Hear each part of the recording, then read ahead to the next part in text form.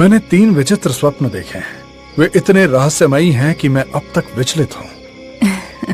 सपने तो सपने होते हैं महाराज, आपको उनकी चिंता नहीं करनी चाहिए। नहीं रुक्मणी, ये कोई साधारण स्वप्न नहीं है। इनका कोई गहरा अर्थ अवश्य होगा। इतना कहकर राजा उठकर कक्ष की खिड़की के पास जाकर आकाश को देखने लगे। चंद्रमा की रोशनी महल के आंगन में बिखर रही थी, लेकिन राजा विक्रम की आंखों में चिंता की लकीरें साफ दिख रही थी। राज दरबार में राजा विक्रम अपने सिंहासन पर बैठे थे। सामने मंत्री जगन्नाथ, विद्वान दरबारी और राज्य के कुछ अन्य लोग बैठे थे। दरबार में गंभीरता छाई थी, क्योंकि राजा विक्रम का चेहरा चिंतित लग रहा था। महाराज, आज आपको इतना विचलित मैंने पहले कभी नहीं देखा। क्या कोई समस्या उत्पन्न हुई है? मंत्री जी, मैंने बीती रात 3 विचित्र स्वप्न देखे हैं और मैं उनके अर्थ को जानना चाहता हूँ। ये सुनकर दरबार में सन्नाटा सा छा गया। सभी दरबारी और विद्वान राजा की ओर देखने लगे। मंत्री जगन्नाथ भी थोड़ा चौंक पड़े। महाराज, आपने कौन से स्वप्न देखे, कृपया बताइए। राजा विक्रम धीरे से उठकर दरबारियों की ओर देखने लगे। उनके चेहरे पर गंभीरता थी। पहला स्वप्न, मैंने देखा कि मेरा महल सोने का बन चुका है। हर चीज सुनहरी थी, लेकिन जैसे ही मैंने महल को छूने की कोशिश की, वो अचानक रेत में बदल गया और मेरी उंगलियों के बीच से फिसलने लगा।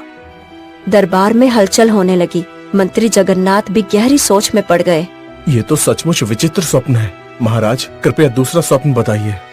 दूसरा स्वप्न तो और भी रहस्यमयी था। मैंने देखा कि मैं एक विशाल समुद्र के बीच में हूँ।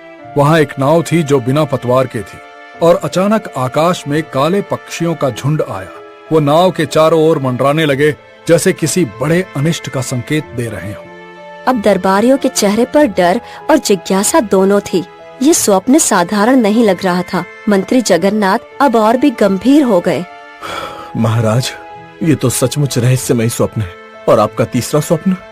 तीसरे स्वप्न में मैंने देखा कि मैं अपने सिंहासन पर बैठा हूँ, लेकिन मेरे चारों ओर अदृश्य जंजीरें लिपटी हुई हैं। वे धीरे धीरे कसी जा रही हैं और मैं चाह कर भी हिल नहीं पा रहा हूँ। अब पूरे दरबार में गहरा सन्नाटा था। कोई भी इन सपनों का अर्थ समझने में सक्षम नहीं लग रहा था। तो बताइए, क्या कोई इन सपनों का अर्थ जानता है? सभी दरबारी एक दूसरे की ओर देखने लगे, लेकिन किसी के पास कोई उत्तर नहीं था। मंत्री जगन्नाथ भी मौन थे। राजा विक्रम की नजरें दरबारियों के झुके हुए सिरों पर पड़ गईं और उनका क्रोध बढ़ने लगा। मैं समझता था कि मेरे दरबार में विद्वान लोग हैं, लेकिन आज मैं देख रहा हूँ कि तुम सब सिर्फ नाम के विद्वान हो। क्या कोई ऐसा नहीं है जो इन स्वप्नों का अर्थ बता सके?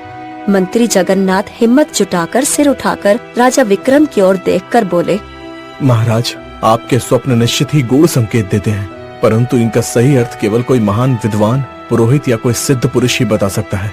अगर आप अनुमति दें तो मैं राज्य के सबसे विद्वान राजपुरोहित और पंडितों को दरबार में बुला सकता हूँ। ठीक है, मैं अपने स्वप्नों का अर्थ किसी भी कीमत पर जानना चाहता हूँ। कल दरबार में राज्य के सबसे विद्वान पंडित और राजपुरोहित उपस्थित होने चाहिए।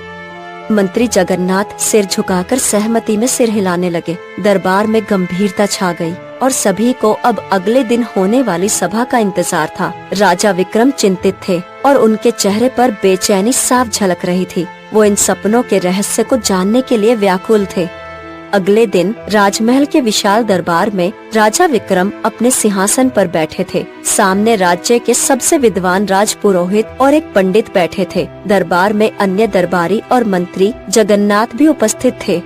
राजपुरोहित जी, पंडित जी, मैंने 3 विचित्र स्वप्न देखे हैं। मैं चाहता हूँ कि आप इनका सही अर्थ बताएं। राजा विक्रम ने पंडित जी को 3 विचित्र स्वप्न बताए। राजपुरोहित और पंडित एक दूसरे की ओर देखने लगे और फिर गहरी सोच में डूब गए। कुछ देर बाद राजपुरोहित बोला, महाराज, क्षमा कीजिए, आपके स्वप्न बड़े विचित्र हैं। मैं इनका सही अर्थ नहीं निकाल पा रहा हूँ। राजा विक्रम की आंखों में हल्का क्रोध झलकने लगा। वो पंडित की ओर देखकर बोले, पंडित जी, आपकी विद्वता की बहुत चर्चा सुनी है। बताइए, मेरे स्वप्नों का अर्थ क्या है? पंडित कुछ देर तक चुप रहे, फिर सिर झुकाकर बोले, महाराज, मुझे क्षमा करें, मैं भी इन सपनों का रहस्य नहीं समझ पा रहा।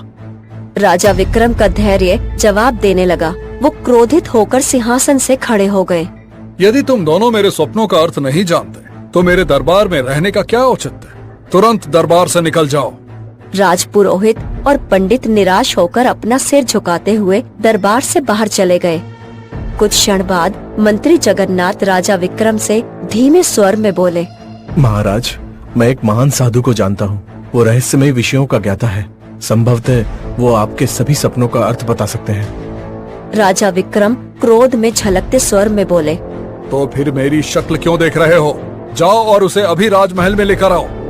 मंत्री जगन्नाथ शीघ्रता से दरबार से निकल गए। कुछ ही देर में वो एक साधु को साथ लेकर लौट आए। साधु के वस्त्र धूसर रंग के थे और उनकी आंखों में एक गहरी चमक थी।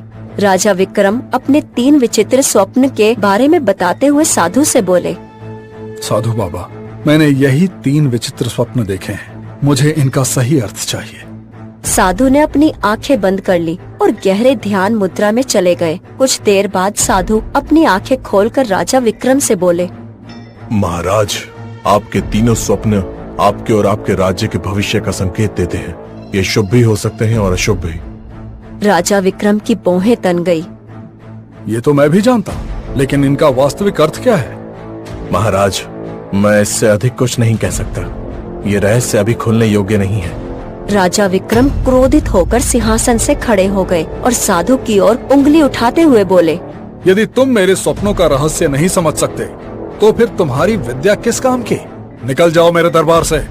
साधु शांत मुद्रा में सिर झुकाए दरबार से चले गए। राजा विक्रम क्रोधित अवस्था में बगीचे में टहलने लगे। उनके चेहरे पर चिंता की लकीरें स्पष्ट थी। तभी रानी रुक्मणी वहां आ पहुंची। महाराज, आप बहुत चिंतित लग रहे हैं। रानी, मेरे स्वप्नों का कोई अर्थ नहीं बता सका। मुझे अब भी लगता है कि वो कोई साधारण स्वप्न नहीं थे। कभी कभी स्वप्न केवल मन का भ्रम नहीं होते। नहीं रुक्मणी, वो हमसे कुछ कहने की कोशिश करते हैं। इतना बोलकर राजा विक्रम उनकी बात पर गहरी सोच में पड़ जाते हैं और मंत्री जगन्नाथ के पास आकर बोले, मंत्री जगन्नाथ, पूरे राज्य में ऐलान करवा दो कि जो भी मेरे स्वप्नों का सही अर्थ बता पाएगा, उसे ढेर सारी स्वर्ण मुद्राएं इनाम में दी जाएंगी। मंत्री सिर झुकाए आदेश का पालन करने चले गए। कुछ ही दिनों में राजा की 3 विचित्र स्वप्न की चर्चा पूरे राज्य में फैल गई। उसी राज्य में आदित्य नाम का एक धनी व्यापारी भी रहता था। आदित्य अपने सेवकों के साथ व्यापार का सामान गिन रहा था। तभी उसका पड़ोसी अशोक वहां आ पहुंचा और राजा विक्रम के 3 स्वप्न के बारे में बताते हुए बोला, आदित्य, क्या तुमने सुना? राजा विक्रम ने ऐलान किया है कि जो भी उनके 3 स्वप्नों का अर्थ बताएगा, उसे स्वर्ण मुद्राएं दी जाएगी। ये सुनकर आदित्य कुछ क्षण सोचते हुए हल्की मुस्कान के साथ बोला, मैं तो व्यापार के लिए दूसरे राज्य जाने की तैयारी कर रहा था, लेकिन लगता है अब मुझे अपना इरादा बदलना होगा। अशोक चौंकते हुए बोला, ऐसा क्यों? क्योंकि मैं राजा विक्रम के 3 स्वप्नों का रहस्य खोजूंगा और उन्हें उनका सही अर्थ बताऊंगा।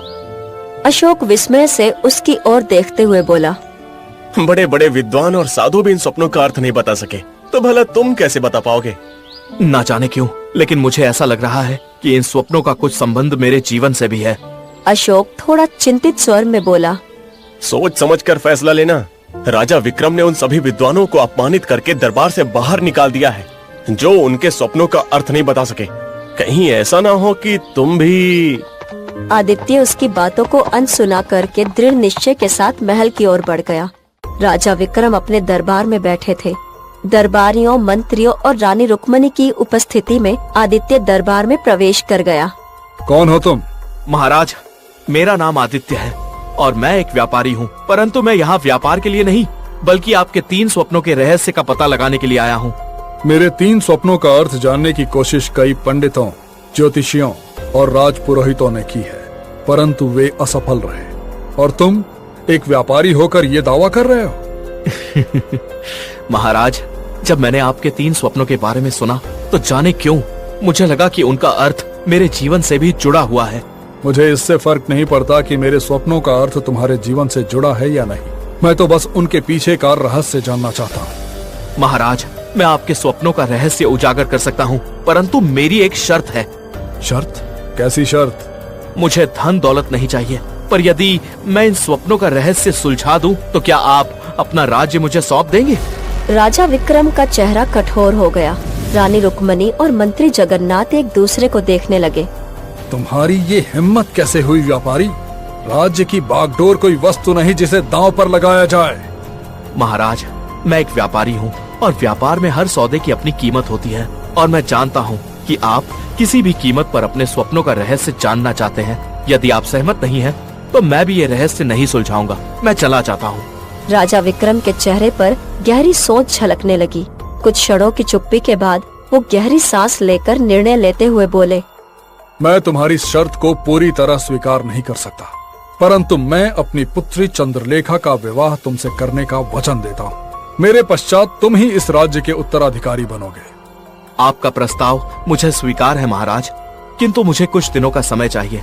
मैं इस रहस्य को उजागर करके शीघ्र ही लौटूंगा। ठीक है, तुम्हारा इंतजार रहेगा। आदित्य महल से बाहर निकल गया। दरबारियों के बीच चर्चा शुरू हो गई।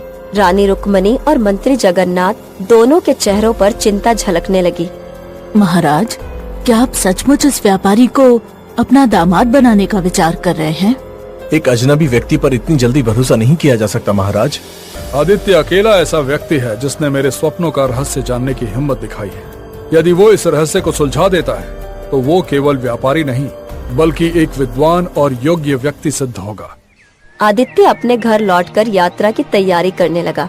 तभी उसका मित्र अशोक आ पहुंचा। आदित्य, मैंने सुना है कि तुमने राजा विक्रम के स्वप्नों का रहस्य जानने का दावा किया है और तुमने राज्य मांगा था। तुमने बिल्कुल सही सुना है अशोक। परंतु तुम एक व्यापारी हो, तुम इन सपनों का रहस्य कैसे खोजोगे? क्योंकि मैं जानता हूँ कि इसका उत्तर कहाँ मिलेगा। मैं एक महर्षि को जानता हूँ, महर्षि अनिरुद्ध। उन्हें भविष्य दृष्टा भी कहा जाता है। तो क्या तुम उनके पास जा रहे हो? हाँ, वो इस रहस्य को सुलझाने में मेरी सहायता कर सकते हैं। आदित्य घोड़े पर सवार होकर जंगल की ओर प्रस्थान कर गया। आदित्य एक घने जंगल के बीच पहुंचता है। वहां एक प्राचीन आश्रम के अंदर प्रवेश कर गया। महर्षि अनिरुद्ध ध्यान में बैठे थे। अचानक वो अपनी आंखें खोलकर आदित्य को देखते हुए बोले, मैं तुम्हें पहचानता हूँ आदित्य। पिछली बार तुम व्यापार के कारण जंगल में भटक गए थे। अब किस उद्देश्य से आए हो? महर्षि अनिरुद्ध, प्रणाम। मैं उत्तर खोजने आया हूँ। आदित्य राजा विक्रम के 3 स्वप्नों के बारे में विस्तार से बताने लगा। तुमने ये वचन राजा विक्रम को कैसे दे दिया? क्योंकि मुझे ऐसा महसूस हुआ कि इन स्वप्नों का संबंध मुझसे भी है। ये सच है आदित्य। ये केवल राजा विक्रम के स्वप्न नहीं है, इनका संबंध तुम्हारे अतीत से भी है। क्या? मेरा अतीत? सत्य तक पहुंचने के लिए तुम्हें 3 स्थानों की यात्रा करनी होगी। सबसे पहले धूलगिरी पर्वत पर जाओ, जहां एक प्राचीन महल खंडहर बन चुका है। वहीं से तुम्हारी यात्रा का पहला उत्तर मिलेगा। उसके बाद तुम्हें आगे के मार्ग मिलते चले जाएंगे। आदित्य तुरंत यात्रा पर निकल गया। वो घोड़े पर सवार होकर धूलगिरी पर्वत की ओर बढ़ने लगा। पर्वतों की श्रृंखला के पार एक वीरान धूल से भरा हुआ एक क्षेत्र फैला हुआ था। वहाँ धुंधले क्षितिज पर एक विशाल खंडर नुमा महल के अवशेष दिखाई दे रहे थे। जैसे ही वो महल के पास पहुँचा, वहाँ के वातावरण में एक अजीब सी निस्तब्धता थी, मानो समय भी वहाँ ठहर गया हो। आदित्य घोड़े से उतरकर चारों ओर देखने लगा और दौड़ने लगा। हवा में रेत के कण उड़ रहे थे। महल की टूटी हुई दीवारों पर बीते युगों के चिन्ह मौजूद थे। तभी एक वृद्ध व्यक्ति जो मैले वस्त्र पहने हुए था, धीरे धीरे उसकी ओर बढ़ता हुआ आदित्य के नजदीक आ पहुंचा। अब किसकी खोज में आए हो युवक? मुझे इस महल के बारे में जानना है।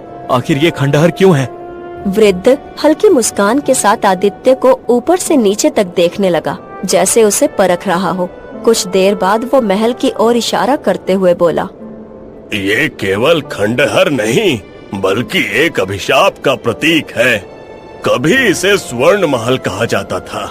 इसकी दीवारें, इसकी खंभे, यहाँ तक कि इसकी ईंटें भी सोने की थी, परंतु लालच और अहंकार ने इसे रेत में बदल दिया। क्या कहा आपने? अभिशाप? हाँ, ये महल एक राजा के स्वर्ण लोभ का परिणाम है। वो चाहता था कि उसका राज्य अमर रहे, उसका वैभव कभी समाप्त ना हो, परंतु विधि के विधान को कोई नहीं बदल सकता। उस लालची राजा के कारण ये महल शापित हो गया। अब जो भी इसे छूता है वो स्वयं रेत में बदल जाता है। आदित्य महल की टूटी हुई दीवारों को गौर से देखने लगा। उसके दिमाग में महर्षि अनिरुद्ध के शब्द गूंजने लगे, तुम्हें अपने अतीत को स्वीकार करना होगा। तो क्या राजा विक्रम का पहला स्वप्न इसी स्थान से जुड़ा हुआ है? लेकिन इसका मुझसे क्या संबंध? वृद्ध कुछ पल तक चुप रहे, फिर आदित्य की ओर देखकर गहरी नजरों से देखते हुए बोले, युवक, क्या तुम्हें अपने माता पिता के बारे में कुछ पता है? मेरे माता पिता? मैंने उन्हें कभी नहीं देखा। बचपन में एक वृद्ध व्यापारी ने मुझे गोद लिया था। मुझे नहीं पता कि मेरा असली परिवार कौन था। वृद्ध हल्की मुस्कान के साथ सिर हिलाने लगे, जैसे उन्हें पहले से ही सब पता हो। तुम ही इस महल के अंतिम उत्तराधिकारी हो। ये महल कभी तुम्हारे पूर्वजों का था, परंतु उनके लालच और मूर्खता के कारण वो इसे खो बैठे। राजा विक्रम का सपना तुम्हें ये संकेत दे रहा है कि यदि कोई राजा लालच में आए तो उसका वैभव रेत की तरह बह जाएगा। आदित्य स्तब्ध रह गया। उसकी आंखें महल के खंडरों पर टिक गई। अचानक उसे महसूस हुआ कि ये सिर्फ एक यात्रा नहीं, बल्कि उसकी अपनी पहचान से जुड़ी हुई एक खोज है। धीरे धीरे धूल भरी हवाएं और तेज हो गई, मानो इतिहास स्वयं उसके सामने पुनः जीवित हो रहा हो। धूलगिरी पर्वत से निकलकर आदित्य अपने घोड़े पर सवार होकर दक्षिण दिशा की ओर बढ़ रहा था। रास्ते में सूखी भूमि और तेज हवा चल रही थी। आसमान में बादल छाए हुए थे, जैसे कोई तूफान आने वाला हो। कुछ देर बाद आदित्य ने एक ऊंचाई से नीचे देखा तो सामने दूर दूर तक फैला नीला समुद्र लहरों के साथ उठता गिरता दिखाई दे रहा था। किनारे पर एक पुराना गांव बसा था, जहां कुछ मछुआरे अपनी नावों के पास खड़े थे। महर्षि अनिरुद्ध ने कहा था कि मेरी दूसरी यात्रा सुदर्शन सागर से जुड़ी होगी। राजा विक्रम ने अपने सपने में एक नाव, समुद्र और काले पक्षी देखे थे। क्या इसका कोई गहरा अर्थ है? आदित्य घोड़े से उतरकर समुद्र किनारे की ओर बढ़ने लगा। वहाँ कुछ मछुआरे जाल साफ कर रहे थे और कुछ पानी में खड़े होकर नावें संभाल रहे थे। पास ही एक पुरानी टूटी फूटी नाव रेत में आधी डूबी हुई थी। नाव पर काई जम चुकी थी और उस पर कुछ अजीब निशान बने हुए थे। आदित्य नाव को ध्यान से देखने लगा। एक वृद्ध मछुआरा जिसकी सफेद दाढ़ी थी और आंखों में अनुभव की गहराई थी, पास ही बैठा हुआ था। वो लकड़ी के एक टुकड़े से नाव को खुरच रहा था, जैसे किसी याद को संजो रहा हो। आदित्य उसके पास जाकर बोला, नमस्कार बाबा, क्या मैं आपसे कुछ पूछ सकता हूँ? वृद्ध मछुआरा धीरे से सिर उठाकर आदित्य को देखने लगा। वो गहरी सांसें लेने लगा, जैसे उसके मन में कोई पुरानी याद जाग उठी हो। तुम कौन हो बेटा? यात्रियों को इस जगह में रुचि नहीं होती। तुम क्या जानना चाहते हो? मैं इस नाव के बारे में सब कुछ जानना चाहता हूँ। ये किसकी थी? वृद्ध मछुआरा कुछ देर चुप रहा, फिर धीरे धीरे बोला, ये नाव एक महान सम्राट की थी, जो कभी समुद्र को पार कर एक नई भूमि की खोज में निकला था। वो बहुत साहसी था, लेकिन समुद्र के क्रोध और आसमान में मंडराते काले पक्षियों को वो समझ नहीं पाया। वो कभी वापस नहीं आया। आदित्य चौंक पड़ा। उसे राजा विक्रम का सपना याद आ गया, जिसमें राजा विक्रम ने काले पक्षी और डूबती हुई नाव देखी थी। और उस राजा का नाम क्या था? वृद्ध मछुआरा गहरी नजरों से आदित्य को देखने लगा, जैसे वो कुछ पहचानने की कोशिश कर रहा हो।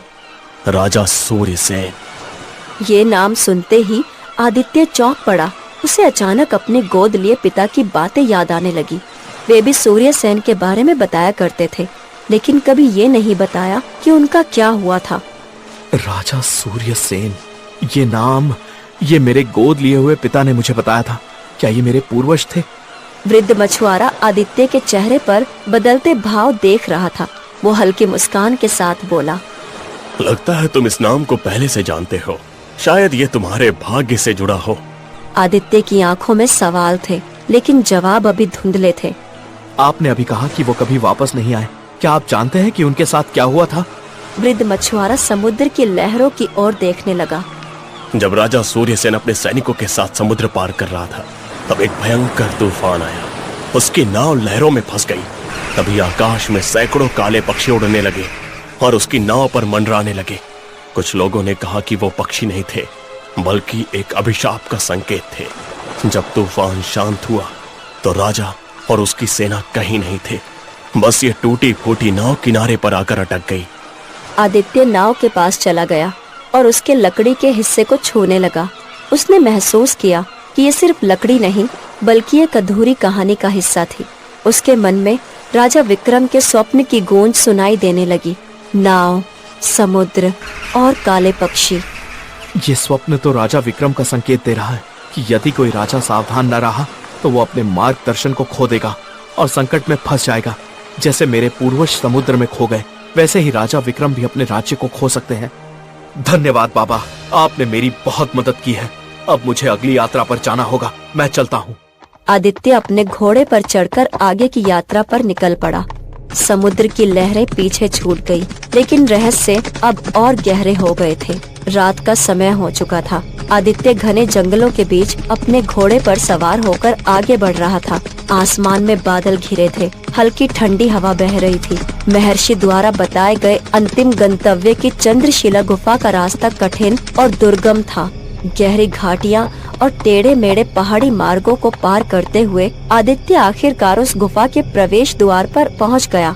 गुफा विशाल थी। उसके द्वार पर 2 प्राचीन मशालें जल रही थी, जिनकी लौ मंद थी। क्या ये वही स्थान है जहाँ मेरे पूर्वजों का अतीत दफन है? राजा विक्रम का तीसरा स्वप्न भी इसी जगह से जुड़ा हुआ है, लेकिन इसका मुझसे क्या संबंध? आदित्य गहरी सांसें लेते हुए गुफा के अंदर प्रवेश कर गया। उसने देखा कि वहाँ एक विशाल पत्थर का सिंहासन रखा था। वो सिंहासन धूल और जालों से ढका था। सबसे विचित्र बात ये थी कि उस सिंहासन को मोटी लौ जंजीरों ने जकड़ रखा था। गुफा के कोने में एक बुजुर्ग व्यक्ति लाठी के सहारे खड़ा था। उसकी आंखों में अनगिनत कहानियों का भार झलक रहा था। बहुत वर्षों बाद कोई इस गुफा तक आया है। कौन हो तुम और यहाँ क्यों आए हो? मुझे महर्षि ने भेजा है। मैं इस सिंहासन का रहस्य जानना चाहता हूँ। ये कोई साधारण सिंहासन नहीं है युवक। ये उस राजा का सिंहासन है जो सबसे शक्तिशाली था, लेकिन विश्वासघात ने उसे हमेशा के लिए जंजीरों में जकड़ दिया। कौन था वो राजा? राजा प्रताप सेन।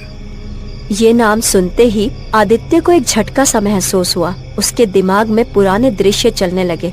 बचपन में उसके पालक पिता ने उसे यही नाम बताया था। राजा प्रताप सेन? ये नाम मेरे परिवार से जुड़ा हुआ है, लेकिन कैसे? बुजुर्ग उसकी आंखों को देखने लगा। युवक, तुम्हें ये जानकर आश्चर्य होगा कि राजा प्रताप सेन का रक्त तुम्हारी रगों में बह रहा है। तुम ही इस वंश के असली उत्तराधिकारी हो।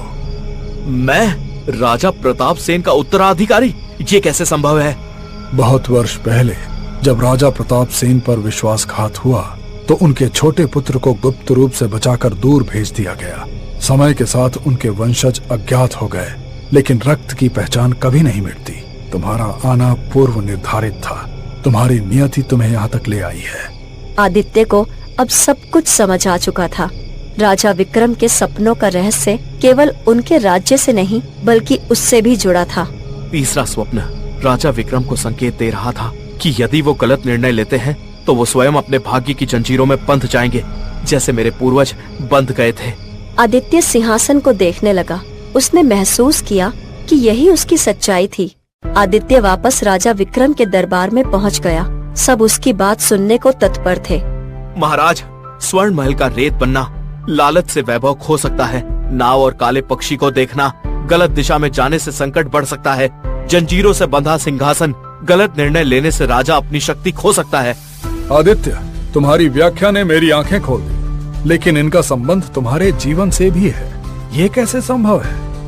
आदित्य साहस जुटाकर अपनी असली पहचान उजागर करते हुए बोला, क्योंकि ये भी मेरी नियति थी। मेरे पूर्वजों ने इन्हीं गलतियों से अपना वैभव खोया था। महाराज, आपके सपने केवल आपको नहीं बल्कि मुझे भी सचेत कर रहे थे। राजा विक्रम हल्की मुस्कान के साथ बोले, आदित्य, मैं तुम्हें अपना दामाद जरूर बनाऊंगा, क्योंकि तुमने इस राज्य की सबसे बड़ी पहेली को सुलझाया है। आदित्य और राजकुमारी चंद्रलेखा का विवाह हो गया।